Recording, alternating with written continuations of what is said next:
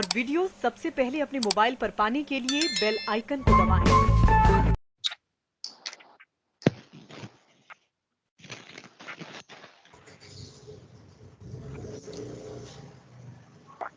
नमस्कार, मैं हूं अनिल वर्मा शेखर। रात के 10 बजे हैं और ये समय है बिग बुलेटिन का। बिग बुलेटिन में आज की चर्चा पर चले इससे पहले आज के गेस्ट से मेहमानों से आपका परिचय करा दे रहे हैं। आज भारतीय जनता पार्टी से अभिषेक बाथम है, भाजपा के जिला मंत्री। समाजवादी पार्टी से अनिल मिश्रा जी हैं, पार्टी के वरिष्ठ नेता। राधेश्याम जी हैं, समाजवादी पार्टी का पक्ष रखेंगे। कांग्रेस से विवेक नारायण मिश्रा जी हैं और वरुण त्रिपाठी कांग्रेस का पक्ष रखेंगे। और सुशील कश्यप ये सुभाषपा का पक्ष रखेंगे। और आज के विषय पर चलें।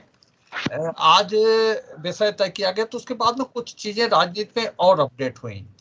एक चीज अपडेट ये हुई कि वो पत्र सामने आया जो समाजवादी पार्टी के राष्ट्रीय अध्यक्ष अखिलेश यादव ने आज की बैठक के लिए जो नेता बुलाए गए थे विभिन्न गठबंधन दलों के, उन्हें आमंत्रित करने के लिए लिखा था। और ये बहुत अच्छी बात है समाजवादी पार्टी में कि यहाँ हर पत्र फेसबुक पे आपको देखने को मिल जाएगा। यहाँ आंतरिक पत्र व्यवहार कुछ नहीं होता। हमने बड़ी कोशिश की, भारतीय जनता पार्टी का कोई प्रपत्र फेसबुक पे मिल जाए, नहीं मिला। हमने बहुत कोशिश की कि कांग्रेस का कोई प्रपत्र जो ऑल इंडिया कांग्रेस कमेटी से, प्रदेश कांग्रेस कमेटी से जारी होता वो फेसबुक पे मिल जाए, नहीं मिला। लेकिन समाजवादी पार्टी के आंतरिक पत्र व्यवहार के हैं वो भी आसानी से फेसबुक पर मिल जाते हैं और बड़ा लोग गौरवान्वित होते हैं। अभी एक परिपत्र जारी हुआ जिसमें एक सूची मांगी गई थी सक्रिय सदस्यों की, 26 मार्च तक ये सूची मांगी। तो ये संदर्भ इसलिए छिड़ा कि वो पत्र जिन 4 लोगों को लिखा गया, जिन 4 लोगों को आज शाम को 5 बजे की बैठक में बुलाया गया था, उसमें केशव देव मौर्य का नाम नहीं है, जिनकी पत्नी को फरुखाबाद के लोगों से चुनाव लड़ाए और लगभग 20 सपा नेताओं ने अपना अधिकार छोड़ा, हक छोड़ा उनके लिए। उन केशव देव मौर्य का नाम उस पत्र पर नहीं है जो मारा मारा घूम रहा है, जिन लोगों से कोई मतलब नहीं। हमें भी अगर उस पत्र को जरूरत होती उस पत्र की तो हो सकता है बड़े प्रयास करने पड़ते। और तब अनिल मिश्रा जी कहते थे साहब नहीं साहब ये तो साहब बड़ा पता लग जाएगा लोगों को, तो हमारी नौकरी खतरे में पड़ जाएगी। लेकिन वो मारा मारा घूम रहा है, मारा मारा घूम रहा है, जिससे कोई मतलब नहीं। वो भी उस पर कमेंट कर रहा है, ऐरा गहरा नथु गहरा, रज्जाक मुश्ताक पप्पन, कोई भी उस पर कमेंट कर रहा है, कह रहा साहब ठीक है। और हमारी समझ में तो ये बाद में आई कि केशव देव मौर्य को नहीं बुलाया गया उस बैठक में।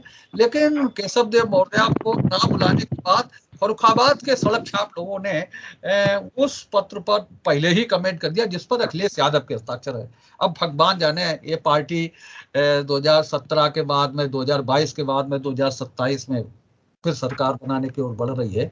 लेकिन उसके आंतरिक पत्र व्यवहार पूरी तरह से कांग्रेस को पता लग रहे हैं, पूरी तरीका से भारतीय जनता पार्टी को पता लग रहे हैं। और उस पत्र से ये जानकारी हासिल हुई कि केशव देव मौर्य को बुलाया नहीं गया उस बैठक में जो आज कई दिन से प्रतीक्षित थी और आज 5 बजे आयोजित की गई। उस बैठक में शिवपाल सिंह यादव भी नहीं गए। वो शिवपाल सिंह यादव इटावा पहुंच करके भागवत कथा सुनते रहे। अब भागवत कथा कब सुनी जाती है इसका भी विश्लेषण अभिषेक जी करेंगे, विवेक जी करेंगे कि भागवत कथा सुनने की आवश्यकता कब पड़ती है और क्यों शिवपाल जी भागवत कथा सुनते रहे।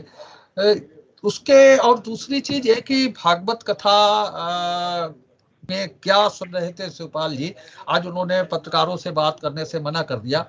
और क्या विकल्प हैं अब शिवपाल सिंह के पास, ये भी चर्चा का विषय रहेगा कि शिवपाल सिंह के सामने क्या विकल्प है।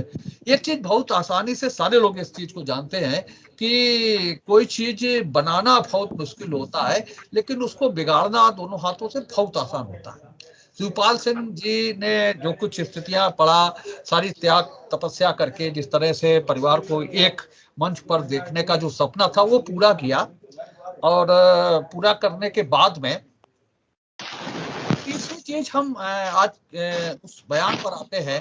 अखिलेश यादव ने आज सतीश महाना जी को विधानसभा का अध्यक्ष बनाने के बाद जो वक्तव्य देने का, भाषण देने का जो मौका मिला अखिलेश यादव को, उन्होंने इशारे में सारी चीजें बहुत क्लियर कर दी और सारी चीजें बहुत साफ कर दी कि ये मोर्चा अब हर विषय पर मोर्चा खुलेगा विधानसभा के अंदर, सदन से लेकर के बाहर। और उन्होंने सारी चीजें कह दी। विधानसभा के जो नए अध्यक्ष हैं सतीश महाना जी, उनसे भी कह दिया कि आप जो दाईं ओर के लोग हैं उतना ही मौका बाईं ओर के लोगों को दें, राइट और लेफ्ट में अंतर न करें। ये अखिलेश जी ने आज वहां साफ कर दिया।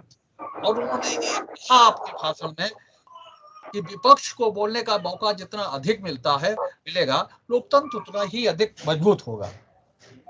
कई चीजें उन्होंने बात कही, विदेश यात्रा की बात कही, और विदेश यात्रा में उन्होंने ये जोड़ा कि उन्होंने क्या, जब वो विदेश यात्रा पर गए तो वो क्या सीख करके आए, और उस विदेश यात्रा के बाद ही वहां जो को देखा उसके अध्ययन के आधार पर यहाँ एक्सप्रेस वे बनाया, और कन्नौज में जो मेट्रो चल रही है वो विदेश यात्रा के बाद वहां से जो चीज देख करके आए थे उसके आधार पर ही कन्नौज कानपुर में बड़ी मेट्रो चालू हुई। फिलहाल अखिलेश यादव ने ये बहुत साफ कर दिया कि वो किसी मोर्चे पर अब जो सत्तारूढ़ दल है उसको छोड़ने वाले नहीं हैं, और हर मोर्चे पर भिड़ेंगे, हर मोर्चे पर बात करेंगे। आज उन्होंने अपने पहले ही भाषण में जो विधानसभा अध्यक्ष के निर्वाचन के बाद में हुआ उसमें ये सारी चीजें बहुत स्पष्ट कर दी। तो किस तरह से आगे क्योंकि भारतीय जनता पार्टी 2024 का लक्ष्य साध करके शुरू हो गई, कार्यक्रम आ गए हैं। 6 अप्रैल को स्थापना दिवस होता है भारतीय जनता पार्टी को और उसके बाद में अम्बेडकर जयंती है, तमाम से कार्यक्रम इनके यहाँ आ गए हैं 30 अप्रैल तक के। और समाजवादी पार्टी की स्थिति ये है कि समाजवादी पार्टी ने भी पूरी तरह से मोर्चा संभाल लिया है। आज गठबंधन दलों की बैठक भी हुई है, हालांकि उसमें शिवपाल सिंह यादव गए नहीं हैं और केशव देव मौर्य को बुलाया नहीं गया है। तो ये बहुत बड़ी खबर है कि केशव देव मौर्य को गठबंधन दलों की बैठक में बुलाया नहीं गया है, जिनकी पत्नी को हम सभी ने यहाँ फर्रुखाबाद में चुनाव लड़ाया है। और ये चुनाव के बाद की पहली बैठक थी। इससे पहले केशव देव मौर्य के 2-4 बयानों पर भी हम लोग चर्चा कर चुके हैं। उन्होंने अखिलेश यादव पे ही तमाम आरोप लगाए थे और कहा था कि हमारी पार्टी से सहयोग नहीं लिया गया, हमें हेलीकॉप्टर नहीं दिया गया प्रचार के लिए, हमारे केशव स्वामी प्रसाद मौर्य के आने के बाद में हमें उपेक्षित किया गया। ये सारी चीजें कही थी केशव देव मौर्य ने। तो इन सारी चीजों पर हम चर्चा करेंगे। कई बिंदु हम लोगों को मिल गए हैं। एक तो यही गठबंधन दलों की बैठक का, जिसमें शिवपाल सिंह यादव भागवत कथा सुनते रहे और बैठक में नहीं गए। दूसरा, केशव देव मौर्य को बुलाया नहीं गया। तीसरे, अखिलेश यादव ने जो इशारों में सारी बात सदन में साफ कर दी है और कहा है कि अब मामला समझ लीजिए पहले ही भाषण से। तो किस तरह से ये सब चलेगा, राजनीतिक दोनों समाजवादी पार्टी किस तरह से किस मूड में है, ये मूड अखिलेश यादव ने यहाँ दर्शा दिया। तो यहीं से चर्चा की आज हम शुरुआत करते हैं। अभिषेक, बात हम आपसे ही शुरू करते हैं इस चीज को कि जो चीजें निकल करके आई हैं आज से और कल से और आज तक, उनमें जो चीजें हैं हमने गिनाई हैं, उनमें किस तरह से राजनीति आगे बढ़ने वाली है, समाजवादी पार्टी को क्या चीजें हासिल होने वाली हैं। एक निवेदन हम आपसे यही फिर करना चाहेंगे कि जो विषय भी हमने अलग से भी रेखांकित कर दिए हैं कि केशव देव मौर्य का ना बुलाया जाना, शिवपाल सिंह यादव का ना जाना, और उसके बाद में अखिलेश यादव का बार भारतीय जनता पार्टी पर, सरकार पर बार। तो ये 3 प्रमुख बिंदु हैं जिन पर आज की चर्चा मुख्य रूप से केंद्रित रहेगी। अभिषेक जी भाई, बड़ा अच्छी बात आज जो है अखिलेश जी ने सदन के अंदर कही कि मजबूत विपक्ष के लिए जो है, जब विपक्ष मजबूत नहीं होगा तो सरकार भी जो है अपना ढुलमुल रवैया अपना सकती है। तो मजबूत विपक्ष होगा तो हो सकता है हमारी जो कमियां होंगी वो समय समय पर अखिलेश जी हमको याद दिलाते रहेंगे और हम उन कमियों को सुधारते रहेंगे और जनता जनार्दन का हम लोग सेवा करते रहेंगे। दूसरी बात, अखिलेश जी ने जो पत्र जारी किया है सहयोगी दलों के लिए, उसमें केशव देव मौर्य जी को आमंत्रित नहीं किया और शिवपाल जी को आमंत्रित किया है, शिवपाल जी गए नहीं है। रही बात आमंत्रित ना करना, ये कोई पहली बार नहीं हुआ है कि समाजवादी पार्टी ने जो है चुनाव के बाद गठबंधन के जो उनके दल थे, सहयोगी दल थे, उनके साथ कैसे नाता तोड़ा, ये कोई पहली बार नहीं हुआ। इससे पूर्व में भी जो है उनने कई पार्टियों के साथ गठबंधन किए थे और चुनाव के बाद क्या परिस्थितियां रही थी ये किसी से छिपा नहीं, हमसे और आपसे, पूरे प्रदेश से। वही स्थिति इस बार भी हुई है। केशव देव मौर्य जी को लग रहा था कि वो अपना वोट बैंक ट्रांसफर कर देंगे समाजवादी पार्टी की तरफ। उन्होंने काफी हद तक प्रयास किया, लेकिन समाजवादी पार्टी, जैसे उनके ही बयान में आया कई बार कि समाजवादी पार्टी को उनके वोट बैंक की आवश्यकता नहीं थी, उनका ठीक से उपयोग नहीं कर पाए, ये केशव देव मौर्य जी के बयान में साफ साफ नजर आया। और उन्होंने कहा उनको हेलीकॉप्टर ना देना। ये पहले ही एक चीज स्पष्ट करता है कि हमने गठबंधन तो कर लिया, लेकिन गठबंधन वाले हम पर कितना भरोसा कर रहे हैं, इसकी भी चिंता हमको करनी चाहिए। तो केशव देव मौर्य जी ने जो भरोसा जताने का काम किया है, वो अखिलेश यादव जी के भरोसे पर खरे नहीं उतरे, और उनकी जो जांच परख थी उसमें कहीं ना कहीं कोई कमी रही। और अखिलेश जी के और समाजवादी पार्टी का जो है पहले से ही इतिहास रहा है कि उन्होंने गठबंधन अपने फायदे के लिए करते हैं, और उनको अगर कतई लगता है कि इस व्यक्ति से हमें कोई फायदा नहीं होने वाला है, वो उसको दरकिनार कर देते हैं। चाहे वो मायावती जी रही हो, चाहे वो कांग्रेस रही हो, उन्होंने ऐसे सारे दलों से गठबंधन किया, लेकिन समय समय पर जैसे ही उनको लगा कि ये हमारे लिए उपयोगी नहीं है, उन्हें तुरंत अपना रास्ता बदल देते हैं। मजबूत लोकतंत्र को चलाने के लिए विपक्ष मजबूत होना चाहिए, ये बहुत ही अच्छी बात है। और जितने सदन में विषय आए, अखिलेश जी उनको फेस करें। मैं अखिलेश जी का बहुत बहुत स्वागत करता हूं कि सदन के अंदर आप हमारे विषय को फेस करें, ताकि हमारे अंदर जो कमियां हैं हम उनको सुधारने का काम करेंगे और जनता की सेवा करने का काम करेंगे। जी भाई साहब, देखिए कि बिल्कुल सही है, लोकतंत्र फर्स्ट हो, इसके लिए था मजबूत विपक्ष का होना आवश्यक है। जो अखिलेश यादव जी ने जो बात कही वो बिल्कुल सही है, और सत्ताधारी किसी भी तरीके से सत्ता का दुरुपयोग ना कर सके, विपक्ष उन्हें आईना दिखाने का कार्य करता है। और जहां तक नहीं गठबंधन दल के नेताओं को जिस तरीके से बुलाया गया, जिसमें केशव देव मौर्य जी को नहीं बुलाया गया, कहीं ना कहीं ये इंटरनल विवाद की स्थिति क्रिएट करता है। और इससे पूर्व भी जिस तरीके से केशव प्रसाद मौर्य जी का बयान आया, तो कहीं ना कहीं कुछ ना कुछ है, इसमें कोई दो राय नहीं। और जहां तक रही शिवपाल सिंह जी की बात, तो देखिए कि भागवत कथा सुन रहे हैं, तो चुनाव में जनता जनार्दन ने जो जनादेश दिया, और सपा हो या हमारी हो, तमाम आज विपक्षी दल अपने अपने हिसाब से अपना जीवन जी रहे हैं। तो कहीं ना कहीं ये धार्मिक आयोजन था, उसमें वो गए। ये सपा के हमारे वरिष्ठ साथी इस पर ज्यादा प्रकाश डाल पाएंगे, क्योंकि ये सपा का मामला है। देखिए, उत्तर प्रदेश में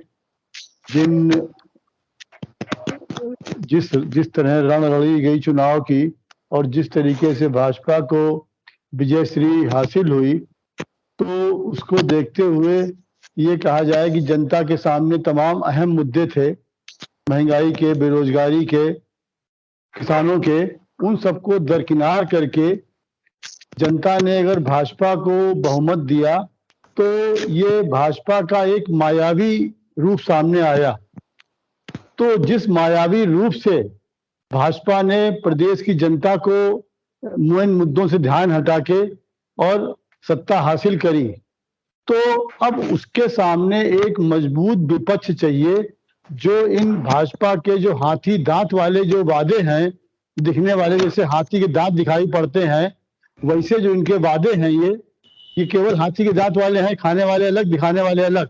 तो उनसे निपटने के लिए एक उत्तर प्रदेश को मजबूत विपक्ष चाहिए है, और ये विपक्ष केवल बयान से नहीं बनेगा। इस विपक्ष के लिए आज जो उनके सहयोगी दल थे, चाहे केशव देव जी होते, उनको साथ लेना था। और शिवपाल जी का देखिए, एक शुरू से बड़ा एक कंफ्यूजन वाला मामला चल रहा है सपा में। देखिए, शिवपाल जी ने, आप ही ने बताया कि सपा की सदस्यता लेके और चुनाव चिन्ह पे चुनाव लड़ा, तो इस हिसाब से तो उनको जो विधायक दल की बैठक बुलाई गई थी सपा की, उसमें उनको आमंत्रित किया जाना चाहिए था। लेकिन मुझे उम्मीद थी कि शायद वो प्रसपा के अध्यक्ष के उससे शायद बाद में उनको बुलाएं, और देखिए वही हुआ।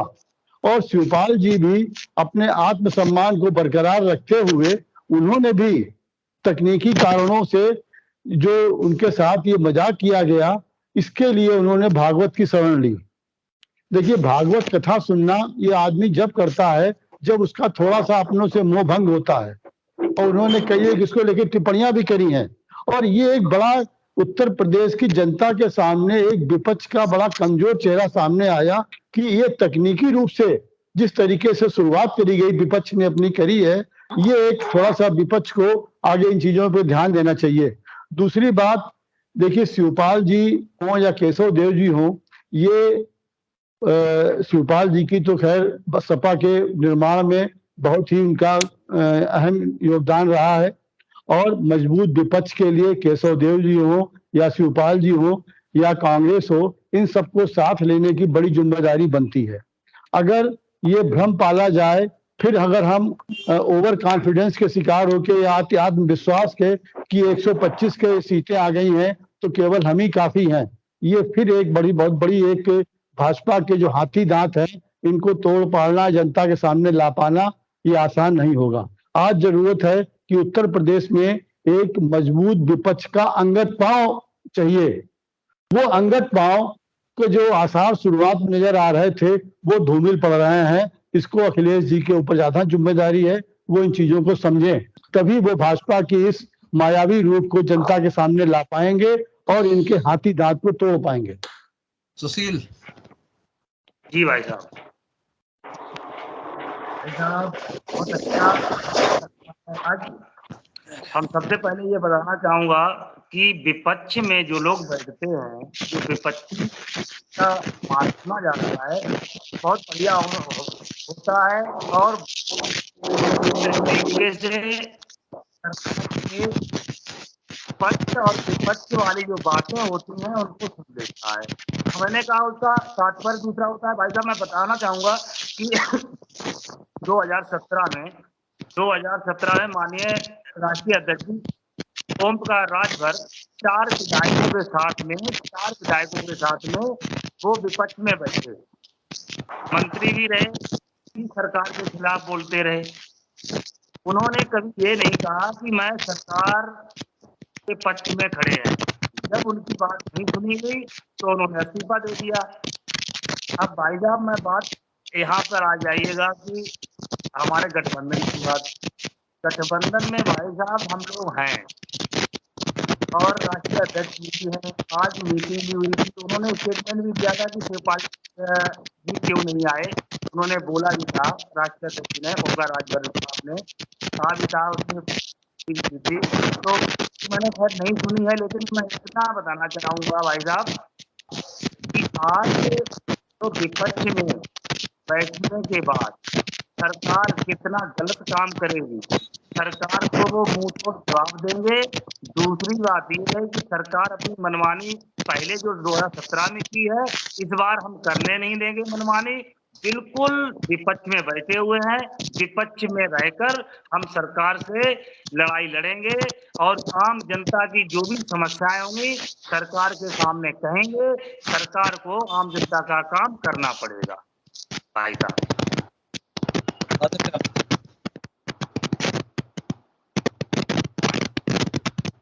अच्छा जी, जो आज का विषय है,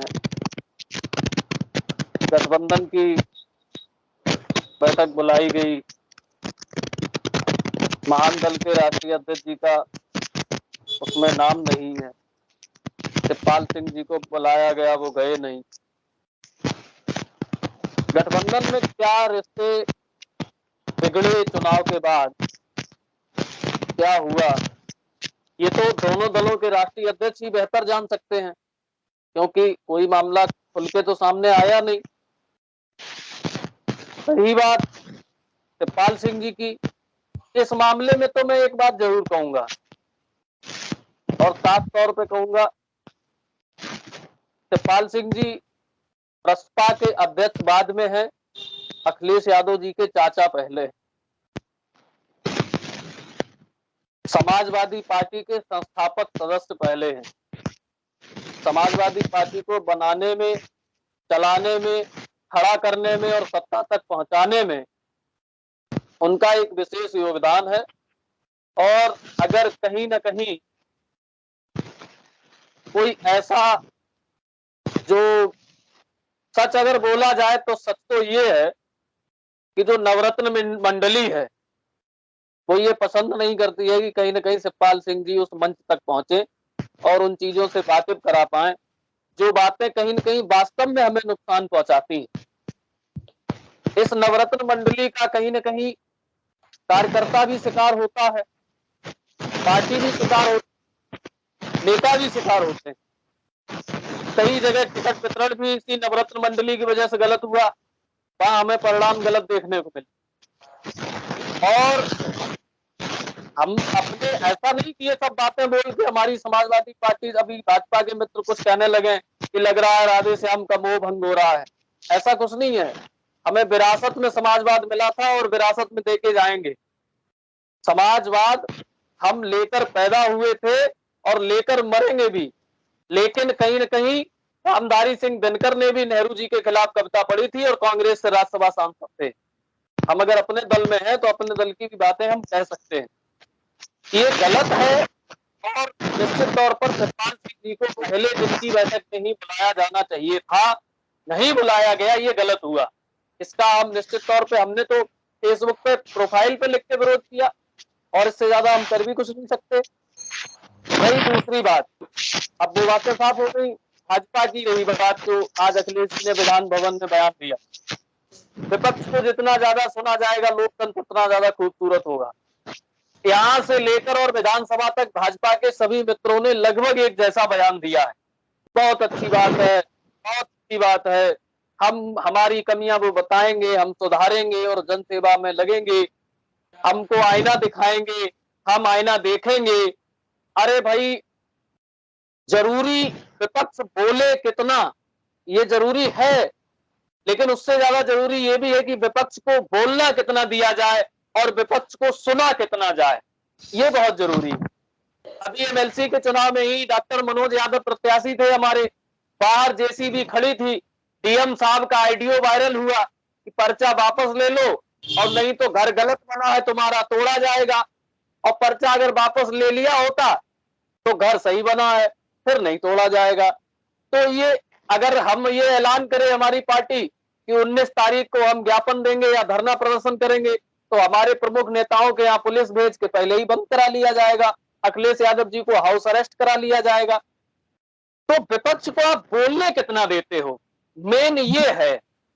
कई बार ऐसा मौका आया कि विधान परिषद में पिछले पूरे 5 वर्ष समाजवादी पार्टी बहुमत में थी, आपने बहुत से विषयों पर वोटिंग नहीं कराई, बिना वोटिंग के हो हल्ला में आपके अध्यक्ष ने कहा ये हो है, उन्होंने कहा है और बस पास हो गया विदाउट वोटिंग।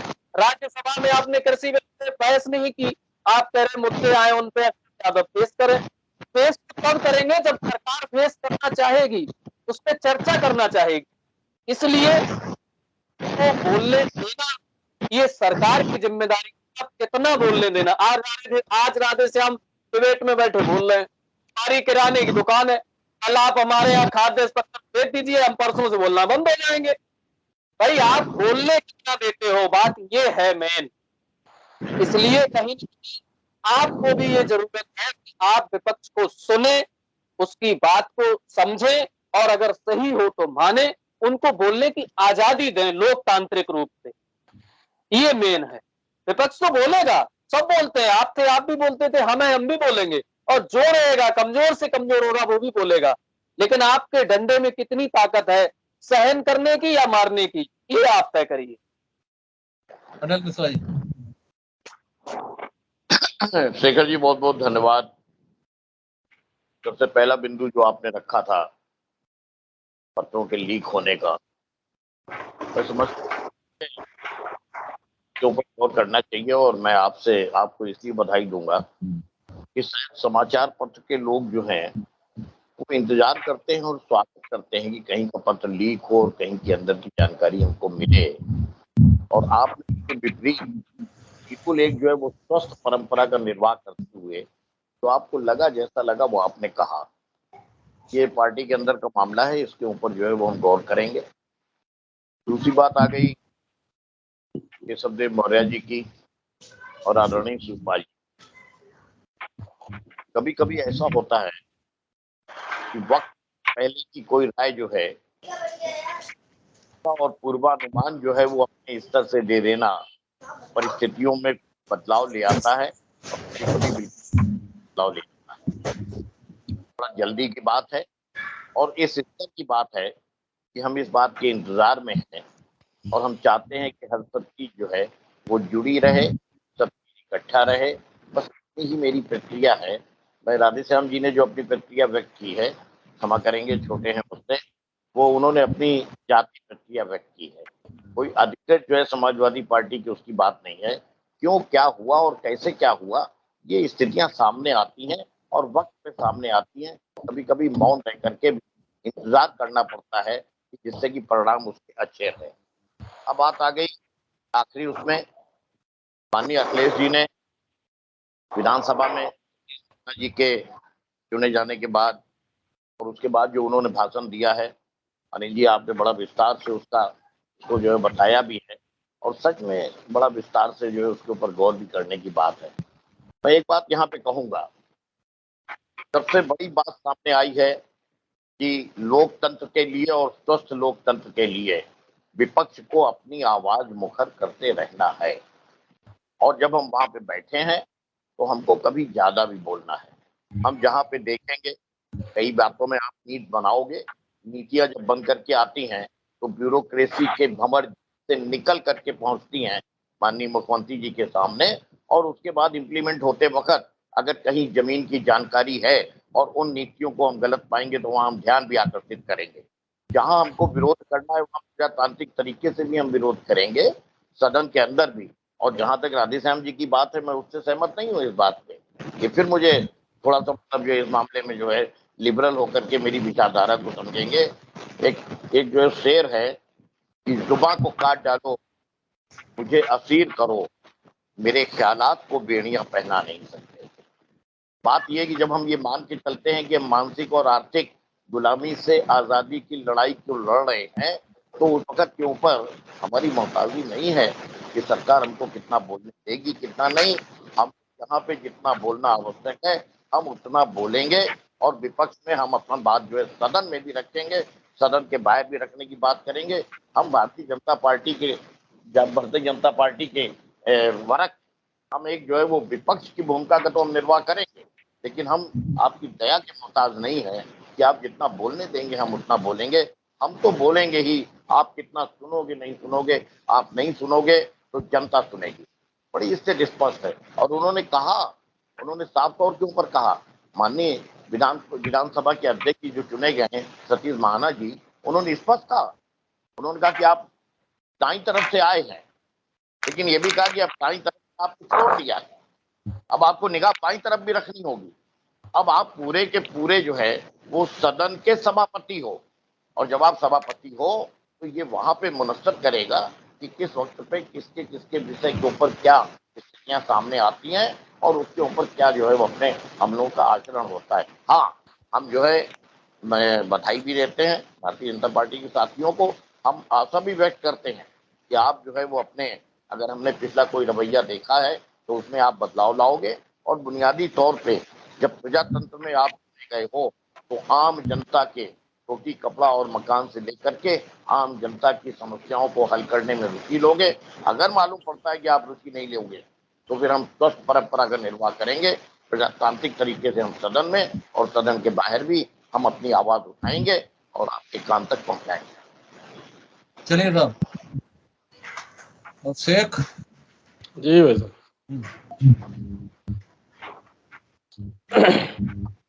बड़ा अच्छी बातें निकल के आई आज के इस डिबेट में। और जैसा कि हम लोग अभी सुन रहे थे तो मुझे लग रहा है आज के पैनलिस्ट जो थे, आज सारे पैनलिस्ट लगभग एक राय होकर सारी बातें स्पष्ट आई कि मजबूत विपक्ष होना चाहिए और विपक्ष को मौका मिलना चाहिए वो बोल सके। हमारी सरकार 5 वर्ष रही, हम लोगों ने विपक्ष को बोलने का पर्याप्त मौका दिया, लेकिन उनके पास जितने मेंबर्स थे बोलेंगे तो वही। जैसे बात आती है जब केंद्र में तो CAA जब हम लाए थे तो आदरणीय अखिलेश जी सदन में नहीं बोले थे, लेकिन वो जनता को गुमराह करने के लिए उत्तर प्रदेश में आकर जरूर बयान दिए थे कि ये CAA गलत है, यहाँ मुसलमानों के साथ ऐसा हो जाएगा, मुसलमानों के साथ वैसा हो जाएगा। और वही जब कृषि बिल लाए थे उसके बाद भी वही परिस्थितियां रही। और जब कोरोना की वैक्सीन आई थी तो अखिलेश जी ने कहा था कि वो भारतीय जनता पार्टी की वैक्सीन है। तो ये लोग गुमराह करने का प्रयास करेंगे। मेरा फिर आग्रह है समाजवादी पार्टी के लोगों से और अखिलेश यादव जी से कि आप सदन में एक अच्छी चर्चा करिएगा जिससे हमारे उत्तर प्रदेश का विकास हो सके, हमारे उत्तर प्रदेश की नींव अच्छी कैसे रखी जाए, यहाँ युवाओं को रोजगार अच्छे से कैसे मिले, इसकी चर्चा सदन में समाजवादी पार्टी के लोग हमारी सरकार से करें और हम बेहतर चर्चा करने के लिए तत्पर तैयार रहेंगे। और जहां पे आवश्यकता पड़ेगी भारतीय जनता पार्टी को जो सुझाव वाकई में जनता के हित में मिलेंगी, भारतीय जनता पार्टी उन पर विचार करेगी और बखूबी काम करने का काम करेगी। अच्छा ये बताएं मान्यवर, पहली बात तो ये कि वैक्सीन का मुद्दा कभी सदन में आया नहीं, वैक्सीन और आप गलत ले आए। CA/NRC आज का विषय नहीं था, ना किसी विरोधी प्रवक्ता ने उठाया। हमने बात की थी कृषि बिल पे, आपने राज्यसभा में चर्चा नहीं की। हमने मिश्रा जी ने अभी कहा कि राधेश्याम ने जो बोला वो उनकी व्यक्तिगत चीज है। ये आजादी भी सिर्फ समाजवादी पार्टी में है कि हम समाजवादी पार्टी का दुपट्टा डाल के भी पार्टी के खिलाफ लाइन से जाके भी बोल सकते हैं। भारतीय जनता पार्टी के लोग जब बिल लाए गए तब भी मोदी जी का मास्टर स्ट्रोक बताने के लिए मजबूर थे, और जब बिल वापसी हुए तो फिर उन्हें उसको भी मास्टर स्ट्रोक बताना पड़ा।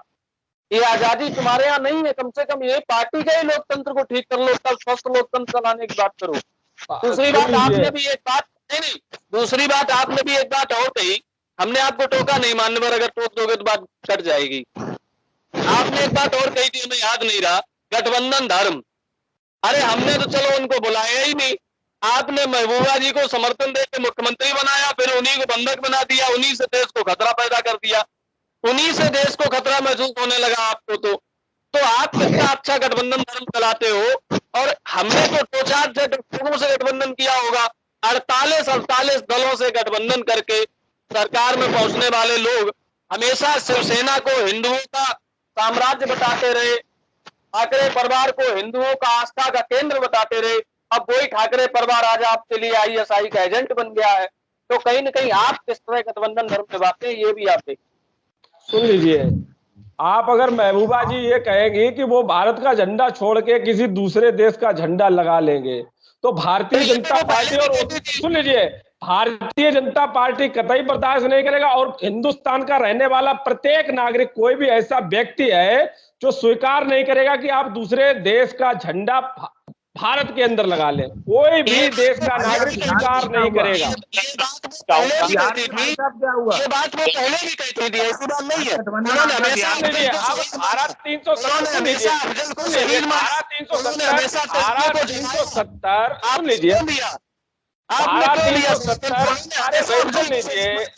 370 जो कश्मीर के अंदर लागू थी, कश्मीर को विशेष राज्य का दर्जा मिला था धारा 370 के तहत। लेकिन कश्मीर के लोग क्या कहते थे कि वो कश्मीर अलग करने की बात करते थे कि हम अलग हैं, अलग नहीं थे, उनको विशेष पैकेज देने की व्यवस्था की गई थी, एक अलग पैकेज देने की व्यवस्था की गई थी। ये बात महबूबा मुफ्ती ने कभी पहले नहीं कही, ये तो वो पहले जिस दिन से, तो ताकि सारी बातें सुनी जा सके और सही से जवाब दिया जा सके। हम ये वो अलग कश्मीर की मांग सदैव करती रही, उनका एक स्टैंड हमेशा रहा। आपने क्यों समर्थन दिया? उन्होंने हमेशा अफजल को शहीद माना, उन्होंने हमेशा तिरंगा जलाया, उन्होंने अलग कश्मीर की बात की।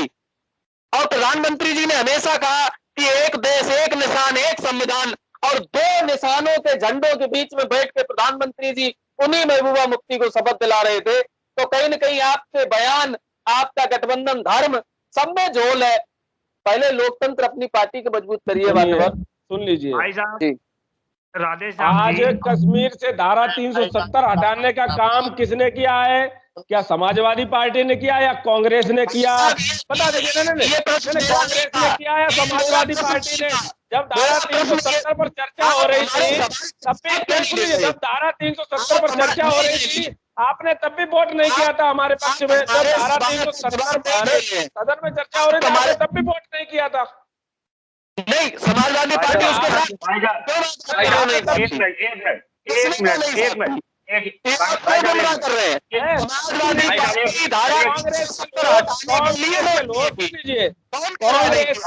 विजय सिंह जी आज भी कहते हैं कि अगर हमारी कांग्रेस पार्टी के आज भी कहते हैं कि अगर हमारी सरकार आती है तो पुनः धारा 370 लगा देंगे। आप क्या संदेश देना चाह रहे हैं? आप समाजवादी पार्टी पे ये आरोप नहीं लगा सकते हो। समाजवादी पार्टी ने सदन में भी कहा था कि हम साथ हैं, सड़क के बाद का हम साथ हैं। समाजवादी पार्टी ने कहीं विरोध नहीं किया 370 का। आप गुमराह करते हैं। आपने तो जो है राम मंदिर का भी विरोध किया है। भाई साहब, ये बताइए, अरे आपके मुलायम सिंह जी कहते हैं कहाँ चले गए भाई साहब? गोलियां चलवा दी थी हमने, चलवा दिया था। कहते हैं ना के खिलाफ कहीं मुकदमा लिखा है, कहते हैं कि हमने गोलियां चलवाई थी कार सेवकों के ऊपर। कहीं मुकदमा लिखवाया आपने? कहीं मुकदमा लिखवाया? आपके ही मुलायम सिंह जी कहते हैं कि मैंने कार सेवकों पर गोलियां चलवाई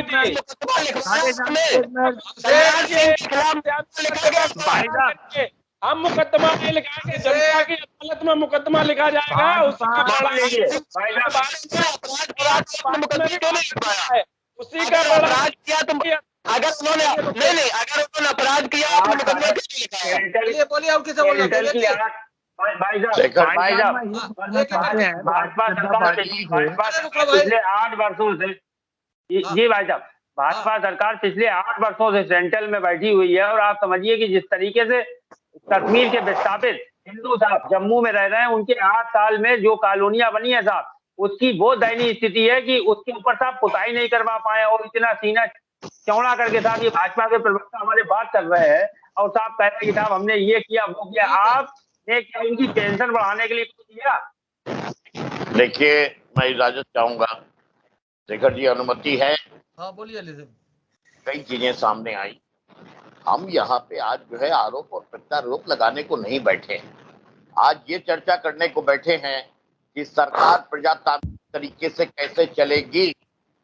सरकार में माननीय मुख्यमंत्री जी ने और मंत्रियों ने जो शपथ ली है, भारत के संविधान के प्रति निष्ठा की जो शपथ ली है, जो एकता और अखंडता को अक्षुण्ण रखने की शपथ ली है, जो उन्होंने बिना किसी अनुराग और द्वेष के अपना आचरण प्रस्तुत करने की शपथ ली है, वो शपथ के अंतर्गत सही कार्य होगा कि नहीं होगा, हम यहाँ से शुरू करेंगे। स्वस्थ और विपक्ष की शुरुआत के बाद जहां तक बात आई झंडे की, देख लीजिए आरएसएस के नाक के जो है अपने कार्यालय के ऊपर भी कभी जो है वो झंडा, जब जो है उनका आरएसएस का ऊंचा था और बीजेपी का आपके जो है अपने भारत का झंडा नीचे था। कई जगह हम लोगों ने देखा कि किसी जो है वो अपने सम्मानीय की शव यात्रा में जिस वक्त की जो है वो झंडा जो है वो अपने रखा गया है, तो भारतीय जनता पार्टी का झंडा जो है भारत के राष्ट्रीय ध्वज के ऊपर रखा गया है। ये गलतियां लापरवाही की भी कह सकते हो आप, और ये गलतियां अक्षम्य भी नहीं होती हैं। तीसरी बात ये कि कब तक राम जी का नाम लिया जाएगा और कब तक राम के नाम के ऊपर राजनीति होगी, प्रश्न इस बात का है। और राम के नाम पे राजनीति करने के लोगों से मेरा एक अनुरोध है कि वो सेहरा कैसे बांधते हो आप कि आपने राम मंदिर बनवाने की बात की। आप जिस वक्त कहते हो कि हमने राम मंदिर बनवाने की बात की, उसी वक्त आप जो है वो भारत के संविधान को तार तार करने की बात करते हो। सुप्रीम कोर्ट के फैसला आने के पश्चात राम जी का मंदिर बनने की बात, सेहरा मत लेने की बात करिए। और भगवान के लिए हाथ जोड़ करके अनुरोध है कि अब ये जो है वो राम का नाम बदनाम न करो, अब ये सांप्रदायिकता की राजनीति मत करो। सबसे ज्यादा नुकसानदेह है ये सांप्रदायिकता की राजनीति। किसी भी प्रदेश के विकास के लिए शांति नहीं रहती, अमन नहीं रहता। इसलिए मेरा अनुरोध है आपसे, अब बात करो रोटी कपड़े मकान, अब बात सड़क की। अब छोड़ जाओ शमशान और कब्रिस्तान, भूल जाओ हिंदुस्तान पाकिस्तान खालिस्तान। यहाँ पे हमारे फौजी इतना मुस्तैद होकर के खड़े हैं और किस कड़कड़ाती ठंड में खड़े हैं, सब खड़े हैं। भाई साहब, इन्होंने बात छेड़ी है, इन्होंने राम की शुरुआत की है, वहाँ हिंदू मुसलमान सब दिखा रहे हैं। तो अगर विषय से भटकेंगे तो हम नहीं जाएंगे उसके ऊपर। मैं यहीं पे अपनी बात करता हूँ। चलिए, और किसी बोलना, बेबल जी बोलना। एक मिनट, अभी समाजवादी पार्टी के लोगों के द्वारा एक विषय लाया गया कि राम के नाम पर भारतीय जनता पार्टी ने कभी राम के नाम पर राजनीति नहीं की। राम हमारे आराध्य हैं और हमारे आस्था के केंद्र है। हमने राम के राजनीति नहीं की है। राम सबके आराध्य हैं, सबकी आस्था के केंद्र है, आपके लिए नए नहीं है, आपके लिए राजनीति के केंद्र है, आपके लिए राजनीति के केंद्र है, आपके लिए राजनीति। राम मंदिर सुप्रीम कोर्ट के फैसले पर बना है और राम भक्तों के चंदे के पैसे से बना। हाँ, विवेक जी बोलिए, जल्दी कुछ बोलना होता है। देखिए, उत्तर प्रदेश में जो भाजपा का एक अभी तक का एक चरित्र रहा है, ये इनको विरोध सहन करने की आदत नहीं है। उत्तर प्रदेश में किस तरीके से यहाँ पे ये करते हैं, विरोध इनका होगा तो ये फिर दूसरी बात करने लगते, विरोध सहन करने। सुप्रीम कोर्ट को भी टिप्पणी करनी पड़ी कि सरकार की राय से अगर हम अगर अलग रखते हैं तो वो देशद्रोह नहीं हुआ। अब तक के 8 सालों में इन्होंने 500 से ऊपर लोगों पे इसी बात को लेकर देशद्रोह का मुकदमा चलाया, जिन पे 4 लोगों पे साबित हो पाया।